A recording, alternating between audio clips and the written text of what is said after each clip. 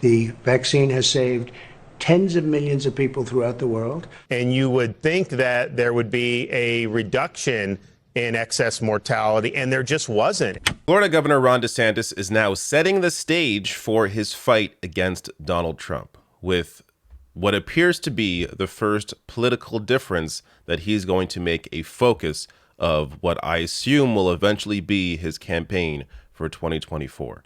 So first off, it's important to point out here that Ron DeSantis has not officially announced that he's running for 2024, but as I'll get to some polling here, now is his opportunity. If he wants to become president, now would be the time to try. So before I get to how he is differentiating himself here, and you saw a bit of that in the opening clip, the polling here is incredible because there really now is a clear pattern of Ron DeSantis doing better than Trump in these polls. So there's already been, I've covered several of these polls already, but it's now becoming a consistent theme.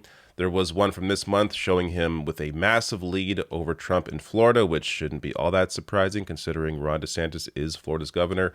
But you also have these numbers nationally showcasing his popularity against Donald Trump. So as Axios writes here, DeSantis beat Trump 52 to 38% in a hypothetical contest between the two GOP leaders among likely Republican primary voters, a Wall Street Journal poll released Wednesday found. Among Republicans who say they are likely to vote in the GOP primary, 86% said they viewed DeSantis favorably, compared to 74% saying the same of Trump, the Wall Street Journal found. Another poll out this week by USA Today, Suffolk University, found Trump's GOP support wavering. 31% of Republican and Republican-leaning voters said they want Trump to run, while 61% say they prefer another Republican nominee who would support the same policies as the former president, per the USA Today poll. That poll found Republicans and Republican-leaning voters prefer DeSantis over Trump 56 to 33%. So we're not talking about, 1 or 2 percentage points here. We're talking about now just massive leads for DeSantis over Trump nationally. Now, the race really hasn't started. There haven't been any real back and forths in terms of DeSantis, attacking Trump with clear language. Trump has attacked DeSantis, here and there, but it hasn't been that strong. We haven't really seen any, campaigning by either of them, though Trump, of course, had that one announcement speech and kind of disappeared since then. But I'm just saying that because a lot can change, right? Trump, I think, still has the charisma that DeSantis doesn't. A lot of Trump's ongoing popularity and support from his base is because he is essentially a right-wing comedian. DeSantis, I don't think, has anywhere near the kind of charisma that Trump does. So a lot of these numbers can change once both figures are out sort of battling against each other. But for now, the data is beginning to clearly support Ron DeSantis. And that also goes to a general election. So it's important to mention here. I would prefer Trump win the nomination over DeSantis. And this is the main reason. DeSantis here, 47% to Joe Biden at 43%.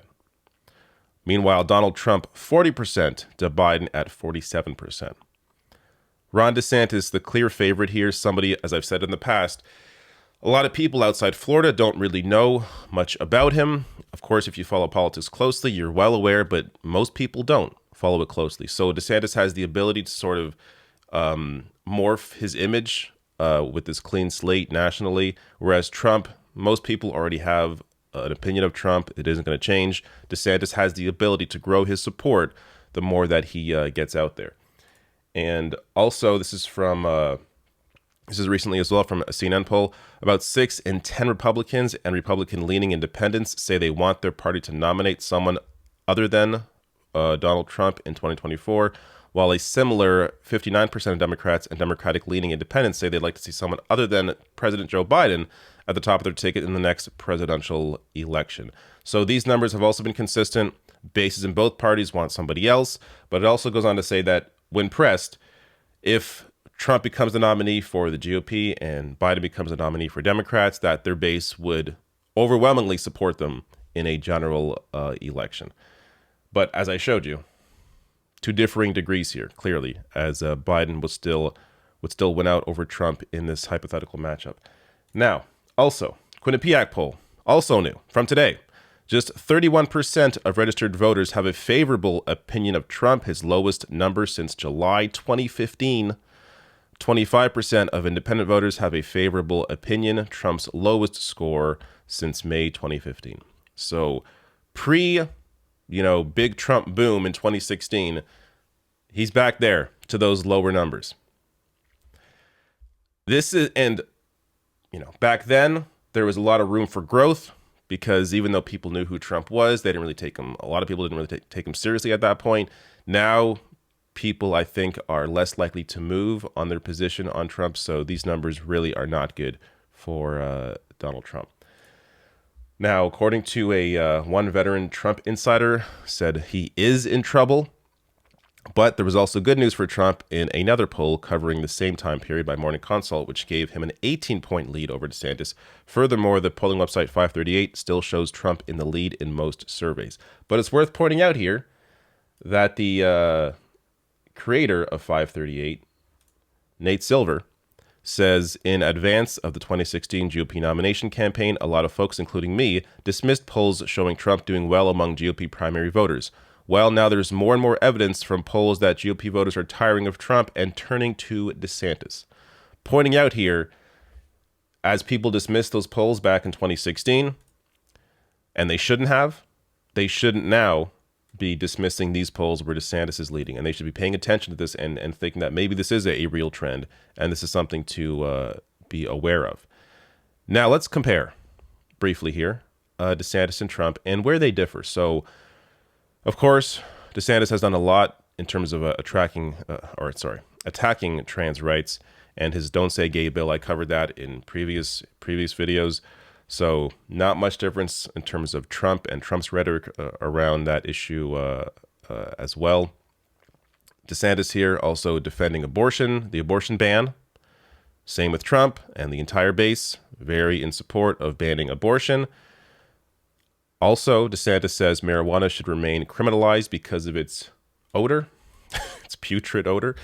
So Trump also didn't do anything on cannabis. Meanwhile, Joe Biden, as I covered last month, he is moving to reform, at least in what he can do with his power, reform how cannabis is managed. But there is a big difference here between the two, and that's on the vaccines. So on Tuesday, DeSantis continued to court the Republican base, saying he would petition the Florida Supreme Court to convene a grand jury to investigate, quote, any and all wrongdoing with respect to COVID-19 vaccines, despite more than 83,000 people having died from COVID in his state. So let me do a little comparison here between Trump's comments in the past about the vaccine and what Ron DeSantis is, and his comments as well in the past, but also now what he is doing with this investigation. I've taken it. I've had the booster. Many politicians, I watched a couple of politicians be interviewed, and one of the questions was, did you get the booster? Because they had the vaccine. And they're answering it like, in other words, the answer is yes, but they don't want to say it. Have you gotten the booster? So I've done whatever I did, the normal shot. Because they're gutless. You got to say it. Whether you had it or not, say it. Right. But the fact is that I think the vaccine has saved tens of millions of people throughout the world. Then you have the mass introduction of mRNA vaccines in 2021, and you would think that there would be a reduction in excess mortality, and there just wasn't. Florida Governor Ron DeSantis is correct that there are persistent excess deaths from COVID, and they tend to be among Republicans in his state and in Republican counties nationally. I recommend take the vaccines. I did it. It's good. Take the vaccines. But no, that's okay. That's all right. All right, so shortly I'll get to another clip showcasing the bullshit at the heart of the paranoia that Ron DeSantis is putting out there around the vaccines. But first here, this comparison makes it very clear. Donald Trump, to his credit, actually told his voters, his supporters, to get vaccinated. Now, he may have just been doing it because he's a narcissist and he wants to take he wants to take ownership over the vaccine and act like he's the one that saved millions of lives. Regardless, though, the impact is positive. Like telling people, the ones that need to hear it, to get the vaccine is good. Good on him for doing that, despite the fact that he knows that it's not all that popular within his party's base. Meanwhile, Ron DeSantis utilizing the paranoia around vaccines to try and score political points. It's weird to see this or say this, but I think Trump's a better person than Ron DeSantis is. And Trump also is, in terms of who would you rather see in power, I would rather see Trump over DeSantis, because Trump is crazy outlandish. He gets attacked by the media, as he should, but he gets attacked because he is over the top, and it's easy to actually criticize him.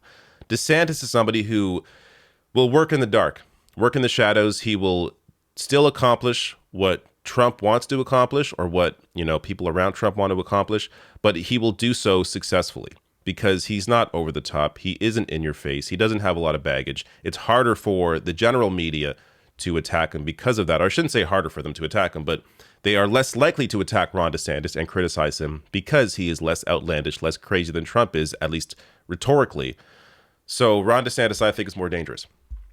But I don't know. Let me know what you think below the video. Let me just go to now this clip here, a continuation from that segment from MSNBC discussing Ron DeSantis and what he is now doing in Florida with these vaccines. Despite widely available mRNA vaccines and variant-specific boosters, people are still dying of COVID. People who have not gotten the vaccines because they are Republican and have ingested a steady diet of partisan propaganda alleging that vaccines are somehow bad or can kill you or track you or turn you into an alien. He's conducted a study that he's posted on the internet. There has been no peer review, Alex. And this has created essentially the underpinnings for this committee that they launched today. It's this one study that was poorly conducted. It's not scientific, but it's looking at these side effects. Let's talk about it. Let's looking at these side effects: myocarditis, inflammation of the heart. That is a rare side effect from these from the mRNA vaccines, particularly amongst young men. Somehow, Governor DeSantis and the Surgeon General think that something nefarious has gone on, that the CDC hasn't leveled with people, that this is a very rare side effect that's self-limiting, non-fatal, goes away on its own. And that is what multiple other studies, Alex, for all your viewers out there, and if Governor DeSantis, if he's listening, that's what multiple peer-reviewed studies that have been scientifically done have shown, that this is a mild side effect at worst. It's very rare. And oh, by the way, infection with the virus, coronavirus, can cause a more severe manifestation of myocarditis. They are only talking, they're cherry picking data, they're doing bad science, and they're putting it on the internet. So Florida Governor Ron DeSantis is cherry picking data, specifically around myocarditis, which has already been studied, already well known that yes, there is a rare but small potential to get myocarditis, non-lethal, from a COVID-19 vaccine for largely young men. But when you compare that to cases of myocarditis for people that have had the actual virus, COVID-19, those cases are worse and more prevalent. But because they are focusing simply on the vaccine and not comparing the impact of the vaccine versus the impact of the virus, then they are getting away with this bullshit and utilizing this paranoia to try and score political points. Meanwhile, Trump, actual supporter of the vaccine. So this is going to be a big difference between these two going into this, what I have to assume is going to happen, this matchup between DeSantis and Trump, now especially because DeSantis sees the polling is in his direction. Now's the time to pounce. But it's going to be interesting to see how they're going to fight on this. Because look, an attack line, again, this is all hypothetical. It hasn't, this matchup isn't happening yet. But an attack that Trump could use is that Ron DeSantis, at the beginning, when the vaccines were first being rolled out, DeSantis got the vaccine to his rich buddies and wealthy zip codes earlier than everybody else. So why would he be giving the vaccine early to his donors and wealthy Republicans if he thought the vaccine was dangerous? Trump should take note of that and absolutely use that against Ron DeSantis. And if you want more information on that, Anna Kasparian at TYT did a fantastic segment breaking that down. I'll link to her segment below this video. But we are going to see how this all plays out. Right now, it's looking like it's going in Ron DeSantis' direction, but we'll see what happens when the actual fight starts, and the real, comparison of charisma is also going to be on display.